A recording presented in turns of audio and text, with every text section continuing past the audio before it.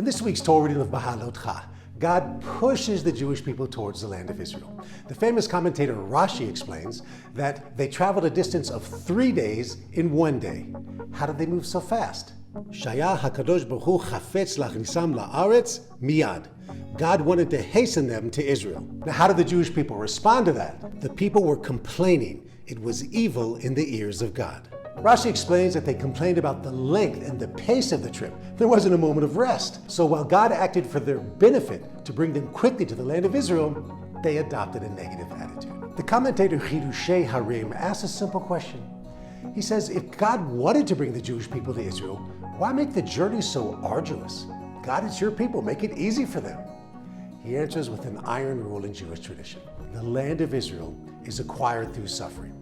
He goes on to write, had the Jewish people accepted this lovingly, the pains they suffered on their fast-paced journey would have sufficed to let them inherit the land immediately.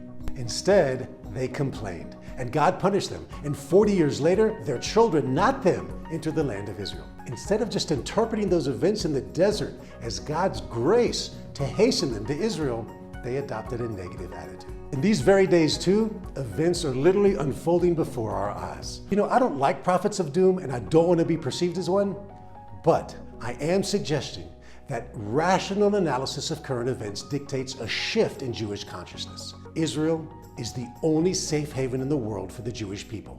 Don't get me wrong, America is not Nazi Germany.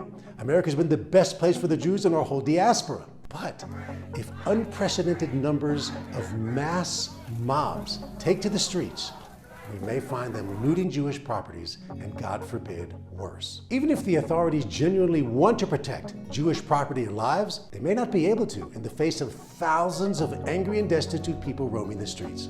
I know it sounds far-fetched, but already today, I'm watching the police on videos stand by helpless as rioters loot stores in the open on the major avenues of Manhattan. I'm certainly not a spokesman for the Almighty, but I am a loving brother of you, my dear brothers in the diaspora.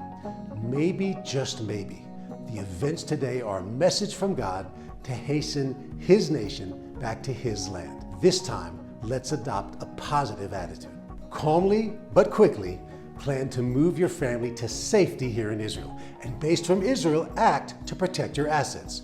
Family first, assets second. By lovingly accepting these trials and tribulations that we're going through in these days, we will merit to go from strength to strength and arrive in Israel with our backs upright. For more Israel National Torah, sign up to our email list at the link below. Shabbat Shalom from Beitel.